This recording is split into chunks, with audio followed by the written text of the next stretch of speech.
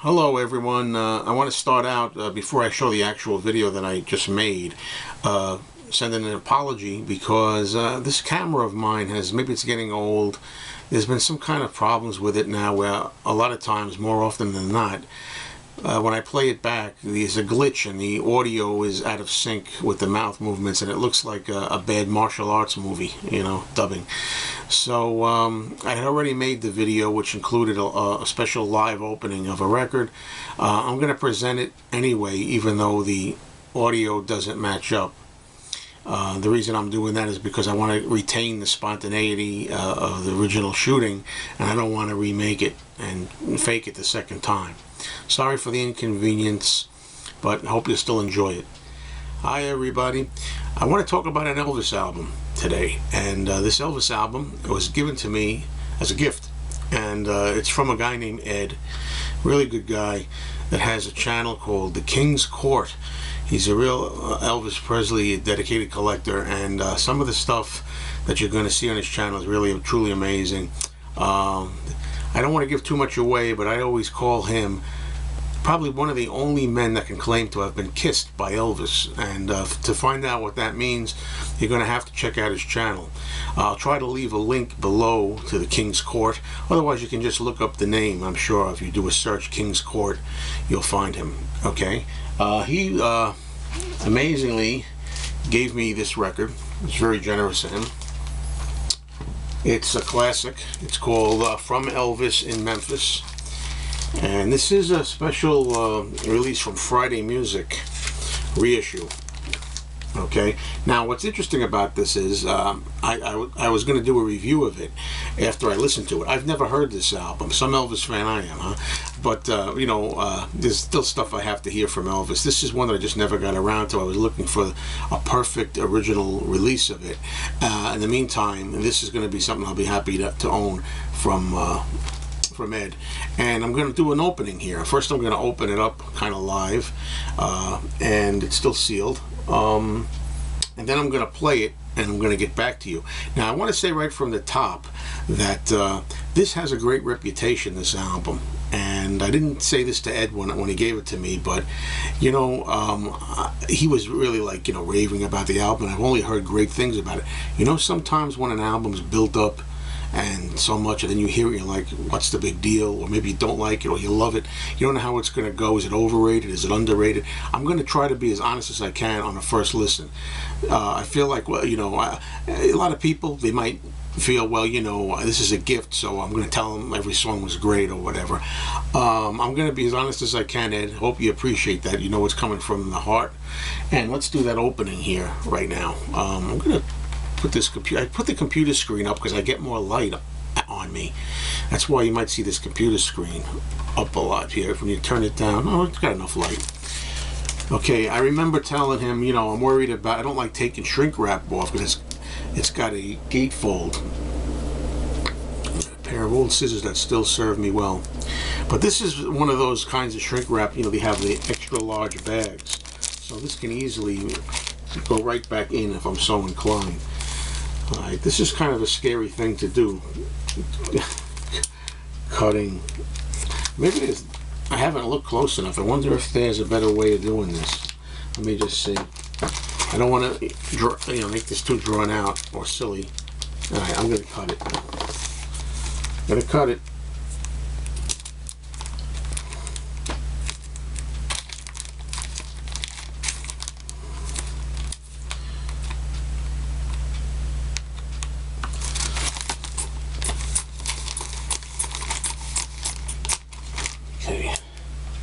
Can't you just feel the tension? I love it.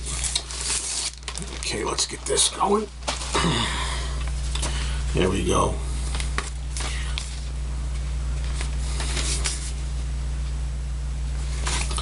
Open the gatefold. I say this is a reissue. Now look at that. Look at those beautiful shots. This is why I always have to really should open up my gatefolds and not leave them sealed, because you're missing out on some good stuff sometimes. These are really good shots of Elvis. And let's take a look what's inside. Oh man, look at that. Nice, clear protective inner sleeve. On this record is very thick. It's got to be 180 grams, very heavy. And I love this rendition of the RCA Victor label. You know, maintaining that classic style, but yet just new enough that it's exciting to look at and to hold in your hand. Okay, I'm gonna give this a spin, and I'll be back after I play it through the magic of video editing. I'm back, everybody. I just listened to the album from Elvis in Memphis for my first time, and I want to get my thoughts down here, and I think in the end it should turn out to be a pretty interesting take on this album. Okay, as I said earlier, I gotta remember this video is though the first video was made a day or so ago. I already said that this is considered one of Elvis's greatest albums, one of his best albums. I can see it's a comeback album of sorts, and look at it one more time here from Elvis in Memphis. Let's put this down a little bit. I have some notes that I took here while I was listening to the album, and I did some research because I didn't really want to go in completely cold. Wanted to learn a little bit. As much as I like Elvis, you know, I'm not as well read on Elvis as I am on, say, the Beatles. So I wanted to really give this a fair shot. I wanted to really learn about it. I heard that, for one thing, Elvis went to the studio with a bad cold, so he had a cold while he recorded this, or at least some of the tracks, because as I understand, he went back and forth.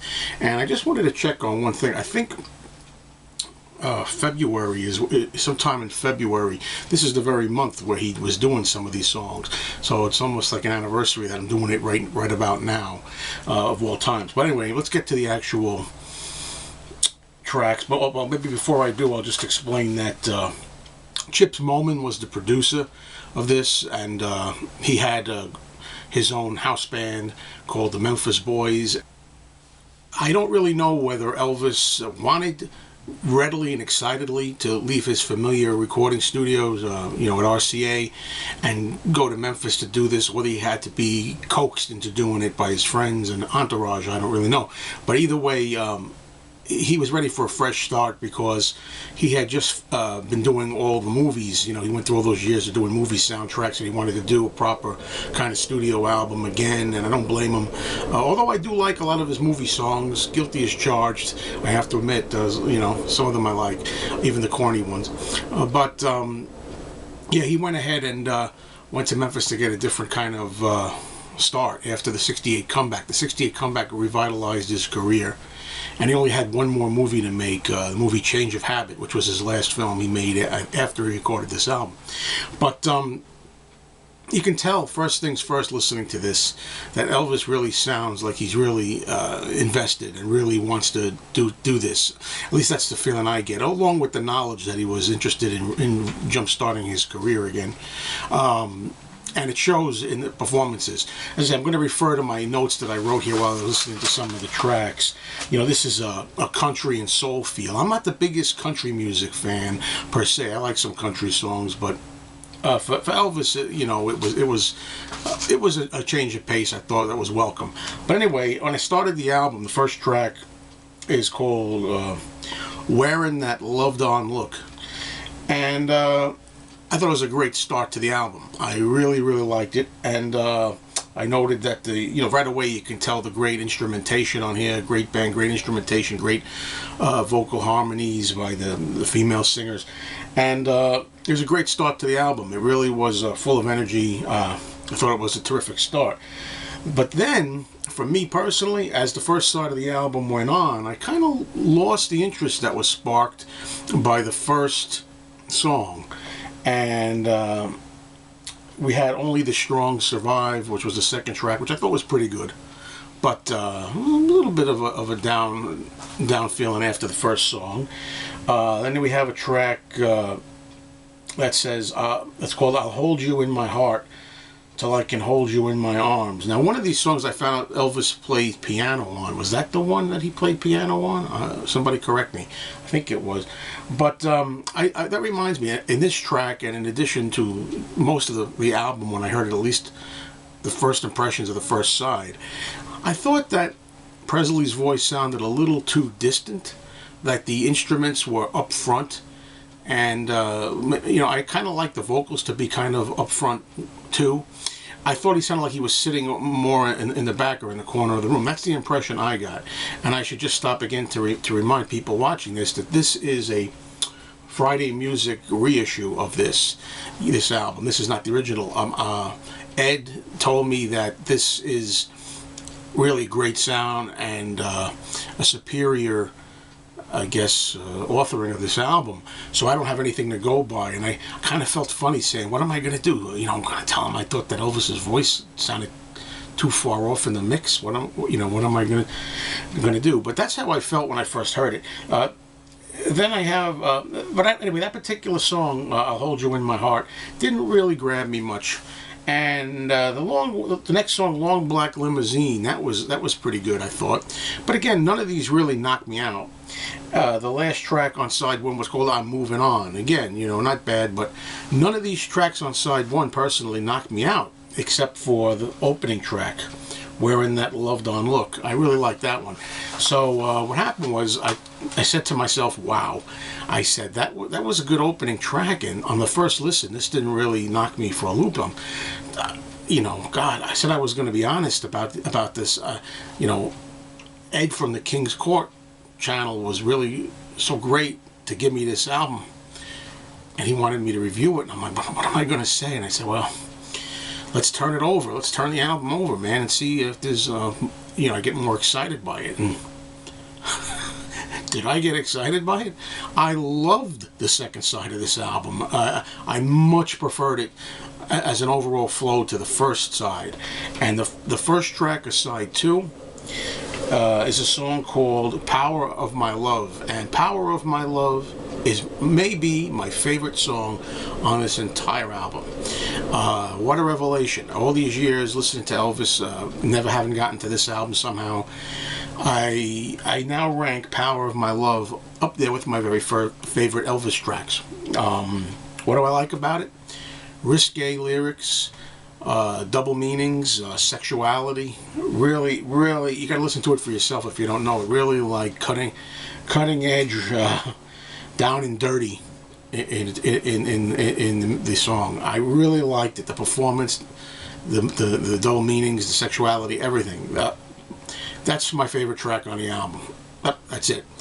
And from there, it just kept getting better. I mean, I say better, consistently good. "Gentle on My Mind," that's famous by Glenn Campbell. I knew that song already, and I think I've heard Elvis sing it too. It's a great song. Don't know if I prefer Elvis's version of it, but he does it. It suits him perfectly. Good job. Real powerful Elvis vocal on the next song, "After Loving You." There was some moments in there that reminded me of when he did "If I Can Dream," and he had that kind of throaty voice. I kind of like that a lot. Next track is called "True Love." "True Love Travels on a Gravel Road." That's the only track really on side two that I was like, meh, with. There's 6 tracks, and the other 5 I like. That one was "Any Day Now." I've heard that before. Good song. And of course, what can you say about the closing track on this album? It's a classic, and I know it very well, and so do a lot of you, I'm sure. It's "In the Ghetto," Elvis's version of "In the Ghetto," and I learned that Elvis was reluctant to sing that. He didn't know if it would kind of alienate some of his fans.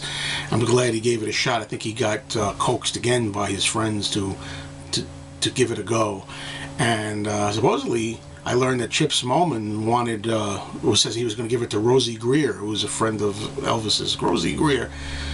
Oh, well, I guess Rosie Greer was into knitting, if I remember right. I guess maybe he could have sang this song, but I'm glad Elvis tackled it. Well, let's say that this album is better than Dusty Springfield's album, Dusty in Memphis, that's a no-brainer. I mean, I like Dusty Springfield, and I like "Son of a Preacher Man." Maybe the song "Son of a Preacher Man" is as good as anything on the Elvis album, but as a whole, this Elvis album is better than Dusty's. Yeah, So in the end, I'm so relieved that I enjoyed side 2 so much, because I got to tell you, Ed, I was really concerned. I'm like, what am I going to do? I want to be honest. I want to be upfront.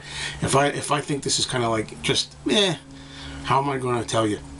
But it turns out I'm so glad that I loved side 2, and I'm sure that with repeated listenings, which this album will get with the rest of the Elvis collection from me, I'm sure that I'm going to wind up appreciating the whole thing in a whole. Sometimes, you got to let certain albums be played more, but I don't do that with every album in the world. But when it's somebody that I really like Elvis, and somebody I'm invested in more, I give it more of a chance. And it also helps when there's already a foundation of good music. It's just that you don't like the entire album. A lot of the albums that I say I don't like, I usually don't like at all, or only one song or two songs. Anyway, thanks a lot, Ed, again. I advise everybody give this a listen. As I say, it kind of like is, I don't know if comeback is the right phrase for this. Elvis coming back into form and doing what he loves to do after those movies. But I want to say the cover here, I always wonder, anybody know why they use this? I mean, it's a nice cover, but it's from the Elvis NBC TV special. I'm wondering why they used it. Anyway, thanks everybody for watching.